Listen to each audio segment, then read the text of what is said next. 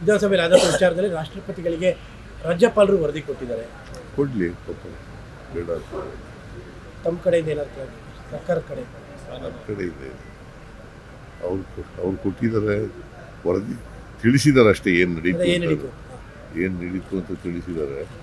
But ರಾಜ್ಯಪಾಲರು ಈಗ 176 of the Indian constitution, 163 of the Indian constitution says shall address the ಅಂತ, shall ಅಂತ ಪದ ಉಪಯೋಗಿಸಿದರು. ಅದನ್ನ ಅವರು ಮಾಡಬೇಕಾಗಿತ್ತು. ನಾಳೆನೂ ಕೂಡ ಭಾಷಣ ಮಾಡಬೇಕಾಗಿದೆ. ನಾಳೆನೂ ಕೂಡ ತಾವು ಬರ್ಕೊಟ್ಟ ಭಾಷಣ ನಾಳೆ ಬರ್ಕೊಡ್ತೀವಿ ನಾವು. ಬಟ್ ಅವರು ಭಾಷಣ ಮಾಡೋದು ಇದರಲ್ಲಿ ನಾವು ಏನು ಬರ್ಕೊಡ್ತೀವಿ ಅದನ್ನು ಮಾಡಲೇಬೇಕು. ಜಂಟಿ ಅಧಿವೇಶನ ಮಾಡುವಾಗ ನಾವು ಸರ್ಕಾರ ಏನು ಬರ್ಕೊಡ್ತೀವಿ ಅದನ್ನು ಮಾಡಲೇಬೇಕು. ಡಿಸ್ಕ್ರಿಷನ್ ಇಲ್ಲ. ನಾಳೆದು ಕೂಡ ತಾವು ಬರ್ಕೊಟ್ಟಿದ್ದಲ್ಲ ಸರ್?